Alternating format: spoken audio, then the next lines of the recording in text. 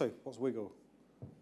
So Wiggle was started in 1995 and went into trading in 1999. And although that is Butler Cycles, which Wiggle can trace its heritage back, it doesn't actually own any shops. It's purely an online retail setup. In the first 10 years, Wiggle has experienced a massive amount of growth. And because of that, in 2011, had a 86 million turnover and was then promptly purchased by Bridgepoint as a private equity company. So we've done pretty well in the initial years of when we've been started. So today, Wiggle is a global leader for online retail, cycling, running, and swimming. It's not the gentleman's club, in case you were confused. It's diversity international, so we trade in over 100 countries, translate into a bunch of different languages, and offer a load of currencies. We've recently consolidated into one warehouse, and I'll talk a little bit more about the warehouse in a minute, as that posed quite a large challenge for us. And we employ 850 plus staff, probably with contractors, we're over the 1,000 mark now.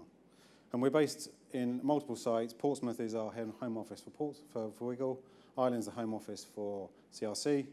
We've got our warehouse in Wolverhampton, and we also have an office in Australia, which will pose some problems for GDPR, I'm sure. And today, our annual revenue is around 400 million. So for a company that's been around 18 years, not doing too bad.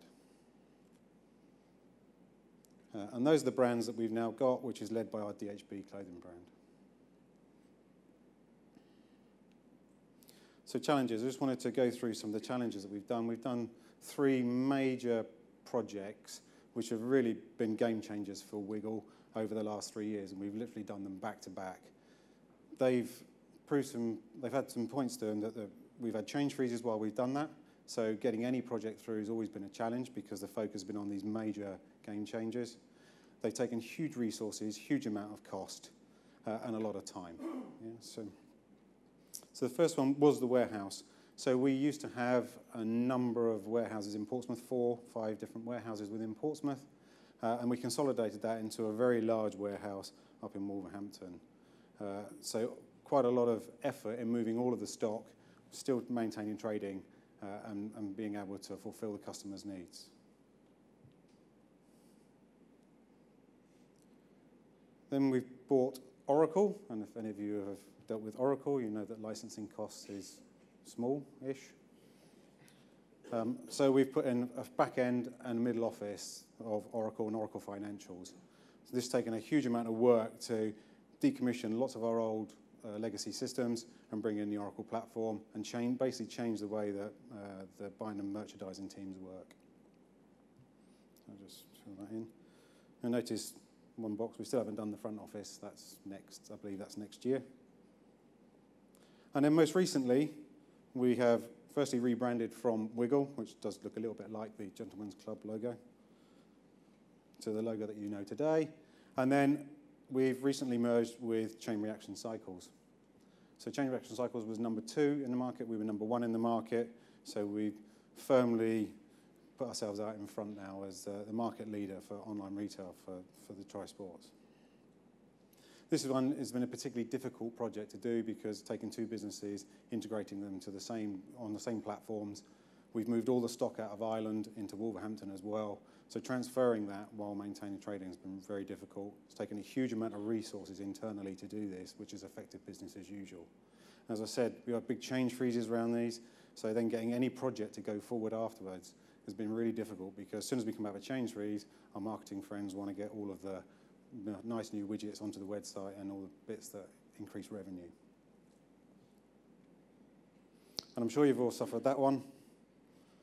When I presented GDPR to our board, the first question, I think within 5 minutes, was how much? How much is this GDPR thing going to cost us? So we're still working on that one. So what have we done to date? So that's really the meat of it. So we've been looking at the cultural change. It's the hardest thing. The technology is fairly easy. But we've started off by doing GDPR training with Alan, strangely enough.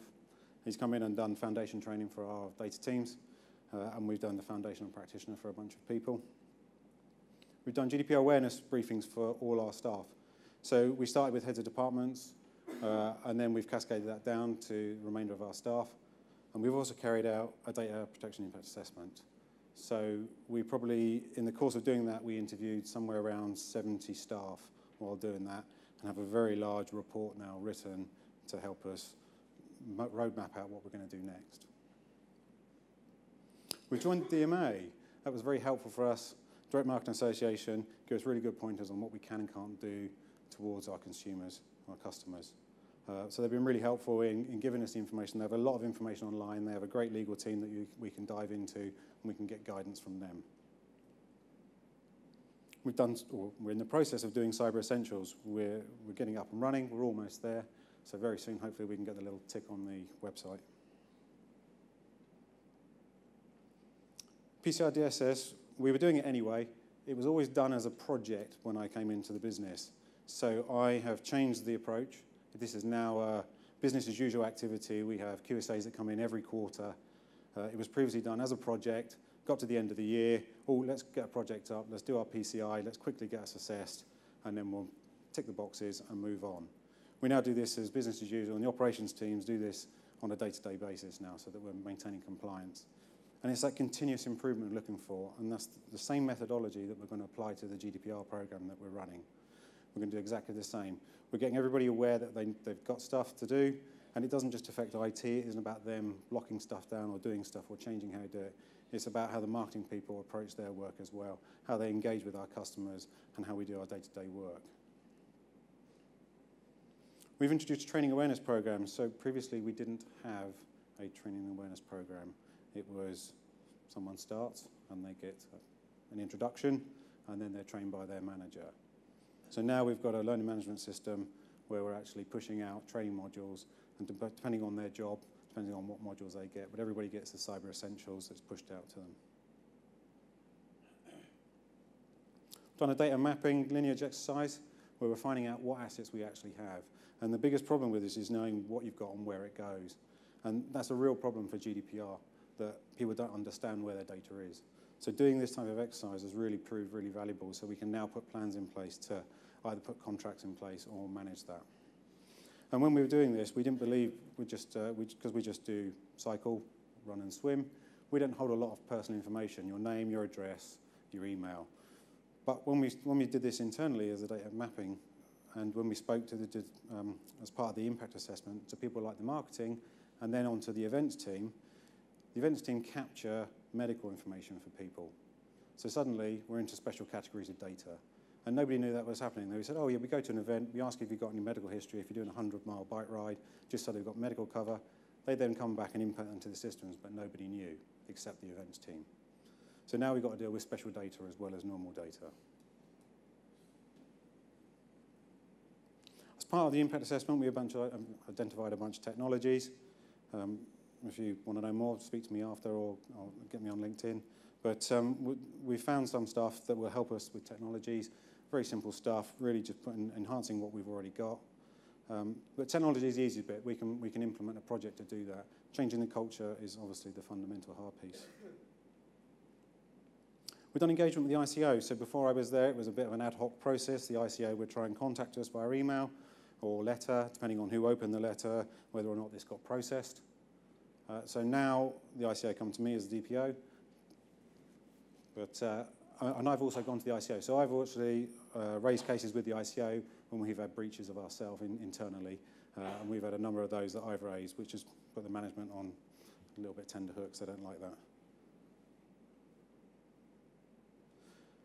Privacy by design. So we've started to set up a process now where the team, the data team and myself are now engaged at all projects at the initiation stage. So we can get a visibility of what's actually coming, what the business is wanting to do, and we can get involved at a much earlier stage, not finding out once it goes live and then trying to retrofit stuff. So we'll be able to look at privacy and security at the very early stages of the project now. And it's invaluable to get that visibility and get built into that project lifecycle at a very early stage. Again, a subject action request process, it was a little bit ropey, depending on where the information came in. So we started to formalise that. We started to communicate that out to the customer service team that generally receive these. So we're putting processes in place now that we're identifying where we're deficient in these, and we're starting to structure it so that people are very clear about what they've got to do. And my boss has been very nice, and he's aligned all my KPIs to being GDPR compliant. Can't help but win, can I? So. And I've also conducted a phishing campaign, which we haven't done previously at our place, and I've become the most popular man in the company. The recent one I've sent out has been, had the WannaCry screenshot on it, so as soon as you clicked on the link, you got the nice splash screen of the WannaCry. It was just a JPEG, but it was enough to scare people, so it's quite a good way of... and I've had quite a few comments back already saying, what are you doing? So, it's very good. It's, I think, probably the easiest way to communicate that how easy it is to fall foul of these things. So we get attacked. It's becoming more visible. We've had a lot more awareness now, but by generating these campaigns, we have managed to make people start thinking about it. People email me and go, have you sent this? This is a dodgy email. And I'm like, no, I didn't send that. So, you know, it is a real genuine phishing campaign. Someone is having a go at you. Please contact IT, get it sorted properly. So what's left to do? Just looking at my marker. So there's not a lot of time left for me and for GDPR compliance.